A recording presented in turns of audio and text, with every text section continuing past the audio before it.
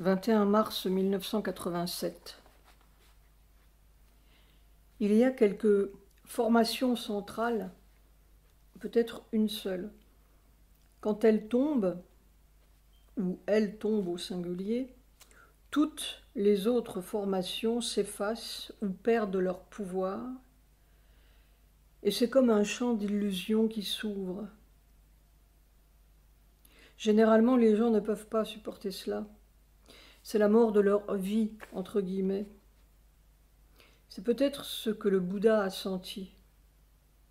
Mais c'est l'occasion d'aller vers une plus grande réalité, R majuscule, dans la matière, en italique. 23 mars 1987. Si le Bouddha avait su, il aurait donné tous les nirvanas pour cet amour solide, A majuscule, S majuscule, qui envahit des millions et des milliards de cellules matérielles comme une tempête d'équinoxe, toutes les criques et les crevasses de la falaise. Mais alors, c'est comme une reconnaissance absolue dans le corps, une adoration qui semble jaillir des milliards d'années de la matière. C'est ça, c'est ça, c'est ça, comme son but même, B majuscule. 24 mars 1987. D'innombrables fois, j'ai remarqué l'intime relation entre cette puissance, P majuscule, et la respiration. Je veux le noter tel que je l'expérimente. Quand on arrive au bout de l'expiration, cette puissance s'enfonce dans la matière comme un coin. C'est à ce moment que la respiration fait « ah » comme celle du bûcheron qui enfonce sa hache et les pieds retombent sur les talons pour se redresser après sur la pointe. Et chaque fois, on a la sensation concrète, talonner et respirer ou expirer, que cette puissance, un peu plus de cette puissance, littéralement rentre, s'enfonce dans la matière générale sous les pieds. Tel est le fait. Et tout cela se déroule automatiquement, sans volonté consciente de ma part. C'est la puissance qui détermine le rythme et le mouvement. Quand j'y pense, c'est peut-être cela que signifiait le « c'est un tout, c'est tout un » de ma vision. La puissance, le cheval, et le corps se meuvent d'un seul mouvement. C'est le même rythme. Et alors je me souviens du Rig Veda. He sets flowing in one movement human strength and things divine. Il fait couler d'un seul mouvement les forces humaines et les choses divines. 9,70,3. Cela avait un sens beaucoup plus précis, concret, que je ne l'imaginais, point d'exclamation. C'est toujours la même chose. On ne sait pas à quel point les expériences des rishis, de Sri Aurobindo et de Mère sont précises et concrètes en capital. Quand je parle de volcans ou de marées d'équinoxe, ils s'imagineront que ce sont des images poétiques. S'ils recevaient cette poésie-là sur le coin de la tête, ils verraient l'effet que cela fait. Après-midi, des masses de plus en plus lourdes, de plus en plus lourdes. On voudrait être tout petit pour recevoir ça ou disparaître dans ça. Tous les autres états d'être peuvent disparaître, mais comment un corps peut-il disparaître, à moins de s'atomiser, point d'exclamation entre parenthèses. Le nirvana du corps, c'est la mort, jusqu'à le nouvel ordre. 25 mars 1987. Le corps oscille et roule comme un bateau ivre, dans un tremblement de terre, point d'exclamation entre parenthèses. C'est une chance que personne ne me voie pendant l'opération, autrement on me croirait en plein délirium tremens. Maintenant je comprends pourquoi tous ces dossiers ont démoli mon dos. Même un mauvais marin comprendrait qu'il ne faut pas appuyer un bateau contre un quai. Soir, j'ai cette grâce, G majuscule, de pouvoir essayer. Voilà aujourd'hui 7 mois, 25 août, que ça descend sans arrêt. 26 mars 1987. Évidemment, on ne comprend pas ce qu'on fait quand on est là debout à recevoir cette impossible puissance. Mais est-ce que les premiers hominiens comprenaient ce qu'ils faisaient quand ils avaient oublié leur métier de singe et ne comprenaient plus très bien comment le monde fonctionnait? C'est d'abord, semble-t-il, une aventure dans l'incompréhension de ce qui était tout naturel autrefois. On ne sait pas le nouveau métier, on ne sait rien du tout. C'est quelque chose d'incompréhensible qui se passe. Et pourtant c'est une réalité, R majuscule, si puissante, si formidable. L'incompréhension des hominiens, c'était déjà la prochaine compréhension.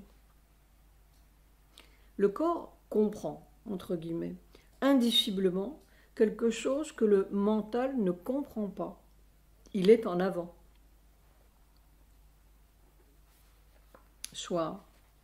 Ma douce me montre un agenda du 22 février 1964, où mère dit « Plusieurs fois dans ses lettres, Sri Aurobindo a écrit que si la lumière supérieure descendait subitement, ou si l'amour divin descendait subitement, sans préparation, the matter would be shattered. Ça a l'air d'être très vrai, s'exclamait mère. La matière éclaterait. 27 mars 1987. Lettre de Satprem à Kirit, traduite de l'anglais. Le travail intérieur est plutôt un travail physique. Quelquefois, je voudrais avoir le corps d'un athlète. Mais que font-ils là-bas de tous leurs beaux muscles devant un miroir? Quel gaspillage de grâce! Dis à Uncle que je ne l'oublie pas du tout. Je suis conscient de son aide depuis le début. Dis-lui que depuis le 25 août de l'année dernière, cela vient massivement et devient de plus en plus massif et difficile à supporter jusque sous les pieds, comme si quelqu'un, entre guillemets, piétinait la terre. T majuscule. Avec mon amour et ma gratitude pour lui, et mon amour pour toi, Satprem. 28 mars 1987. Périlleux et merveilleux. 29 mars 1987. Est-ce que au moins ça rentre un peu dans cette fichue boule? 31 mars 1987. C'est tout à fait comme sur le pont d'un bateau. Il faut que le corps réponde au moindre mouvement de la coque. La lame et la gîte. C'est tout un. La mer, la coque, les voiles et le corps. Sinon, on va par-dessus bord. Je savais bien qu'il fallait avoir le pied marin pour faire ce yoga. Point d'exclamation entre parenthèses. Avril. Chronologie des événements mondiaux. 1er avril. RFA. 20 000 agriculteurs manifestent à Bonn pour marquer leur hostilité aux nouvelles diminutions de prix demandées par la Commission européenne. 5 avril. RFA Suisse. Des tempêtes d'une violence exceptionnelle causent des dégâts se chiffrant par millions. 6 avril. Égypte. Le Parti national-démocrate du président Hosni Moubarak remporte les élections législatives qui sont aussi marquées par une percée des islamistes. 7 avril, RFA. Le président israélien Haïm Herzog effectue en Allemagne fédérale la première visite officielle d'un chef d'État hébreu. Espagne. L'agitation sociale s'étend dans le pays, qui est secoué par des grèves touchant les transports, les hôpitaux et le secteur hôtelier. 10 avril. Tchécoslovaquie. À Prague, Mikhaïl Gorbatchev propose d'entamer des négociations sur les fusées à courte portée stationnées en Europe. URSS. 13 avril. Le secrétaire d'État américain George Shultz arrive à Moscou où les négociations sur les euromissiles entrent dans une phase décisive. France. Des chercheurs français mettent en évidence la présence de molécules dont la plupart sont organiques dans un nuage interstellaire proche du centre de notre galaxie. Irak. Découverte d'une bibliothèque babylonienne composée de 800 tablettes d'argile en parfait état, couvertes d'écritures cunéiformes datant de 1800 ans avant Jésus-Christ. 17 avril. Sri Lanka. 127 civils sont massacrés par des séparatistes tamouls dans le nord-est du pays. 21 avril. Sri Lanka. Un attentat au cœur de la capitale fait 115 morts et 175 blessés. RFA Suisse. Les fuites de 2 usines ont encore pollué le Rhin. 27 avril. URSS. Le gouvernement soviétique propose la liquidation totale des missiles de courte portée stationnés en Europe. USA. La baisse du dollar amorcée la semaine dernière se poursuit en dépit des interventions des banques centrales sur toutes les places financières.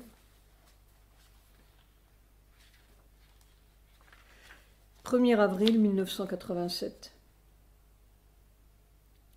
Il y a une perception grandissante, concrète, que tout est le divin, vient du divin, est fait par le divin.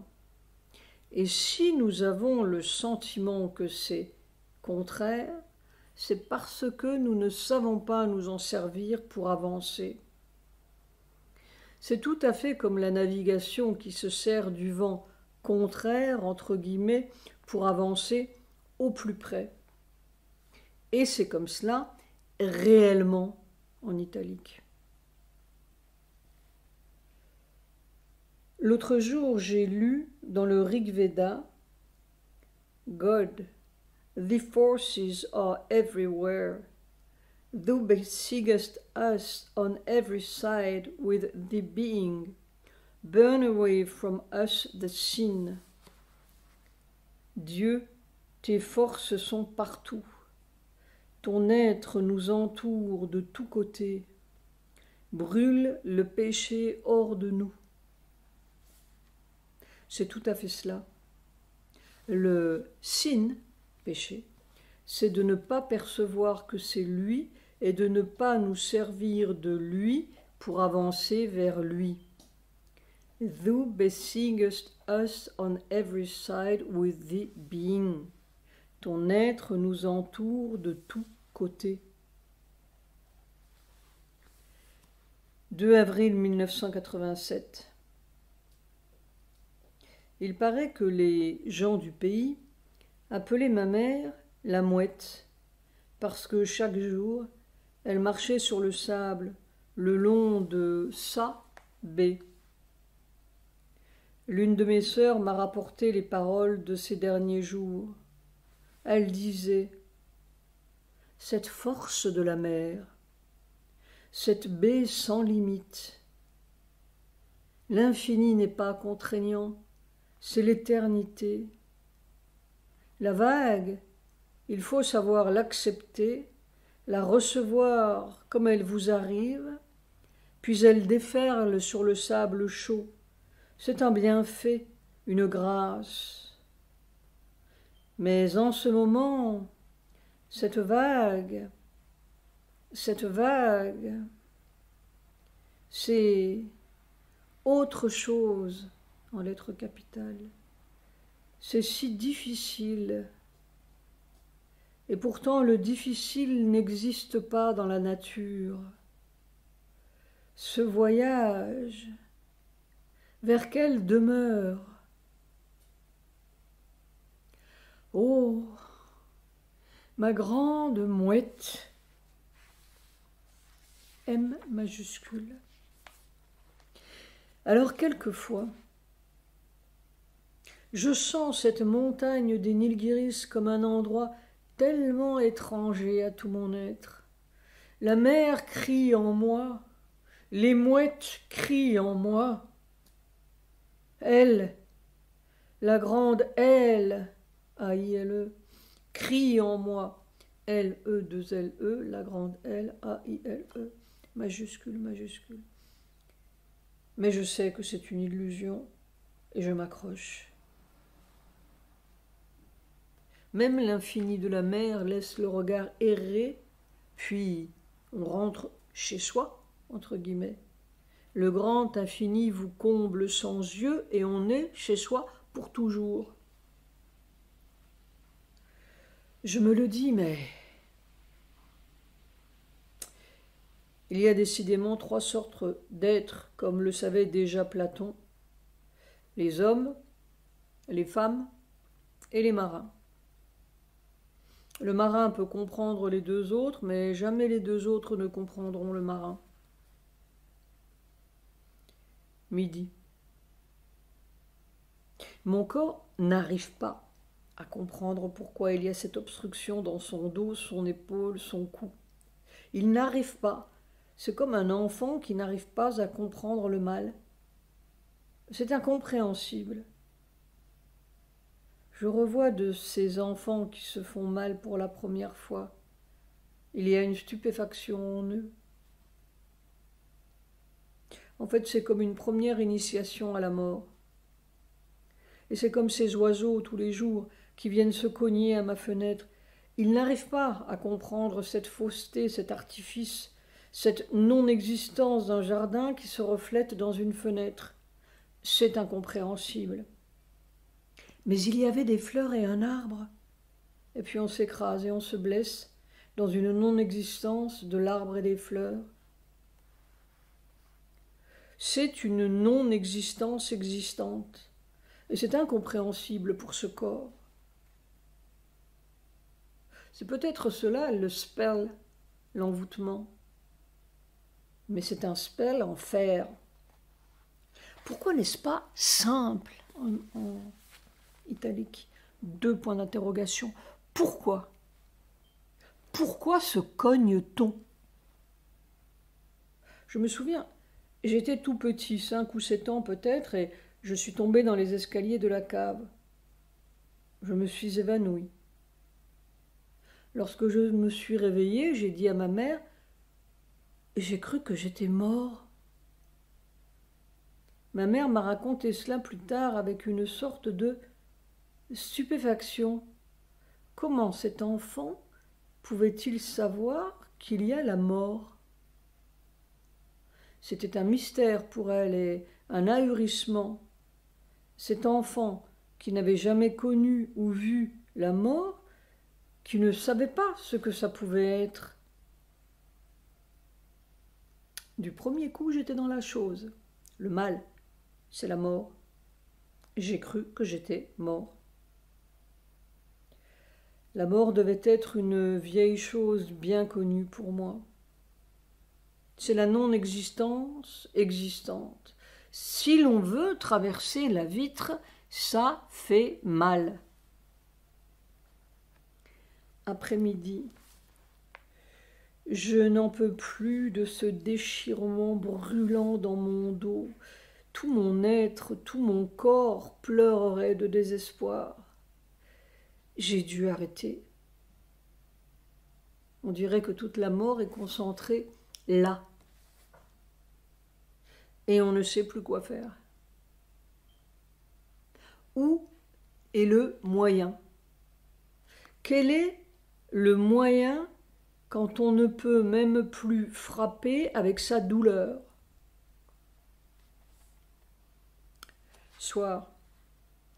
Aussi j'ai dû attraper la lettre de ma sœur sur mon dos. On devient vulnérable à tout en italique. On dirait qu'il faut prendre la douleur de chacun outre la sienne. Cette douleur dans le dos descend de plus en plus bas. Je me sens désespérée. Ce soir, c'est le cagibi noir. Bon, c'est comme cela, c'est comme cela. J'ai fait ce que j'ai pu, selon ma connaissance ignorante. Cette nuit, du 1er au 2, j'ai vu la monture de Yama. Bon, on verra. Yama, le dieu de la mort, sa monture est un buffle. Après tout, Yama, c'est toi aussi. C'est un vieux toi, à mon avis. Qui veut le nouveau toi? T'es oui, t'es majuscule. 3 avril 1987. Toujours cette constatation, tout est toujours à refaire. Comme Sisyphe, rien n'est jamais acquis jusqu'à ce qu'on arrive au dernier pas inconnu dans le corps. C'est le seul endroit de la victoire finale. On revient de tous les paradis, entre guillemets, pour débattre cette victoire finale, cette finale victoire. Même les nirvanas ne servent à rien et toutes les grandes réalisations, entre guillemets, reviennent là. La mort est le dernier ennemi. Qu'est-ce que c'est que cette terre de misère? Pourquoi? On le saura quand la mort ne sera plus. En attendant, il faut vaincre une à une et indéfiniment toutes les petites morts sordides et chagrinantes. Soir, NB. L'expiration retombe sur les talons, coudes au corps, rythmé comme un soufflet de forge. Pendant si longtemps, je n'avais pas compris l'importance du rythme respiratoire et la concordance avec le mouvement de cette puissance. Peut-être que ça ira mieux maintenant.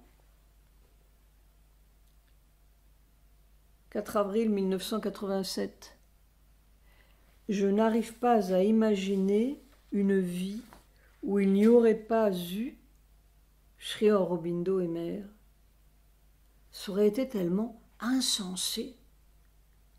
Je me serais brûlée d'une façon ou d'une autre, ne voyant rien de sensé pour ce feu, F majuscule. Il arrivait à Pondichéry il y a 77 ans aujourd'hui. Quelle grâce, G majuscule.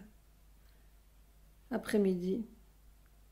Le corps ne sait plus comment faire pour supporter ça sans casser.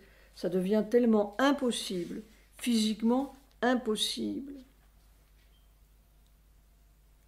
Et il n'arrête pas de demander au Seigneur, pourquoi n'est-ce pas simple? Pourquoi n'est-ce pas simple?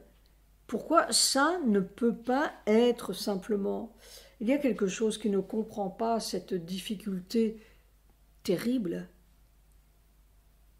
Évidemment, on est fait de mort, on est pétri de mort, on a été bâti par la mort.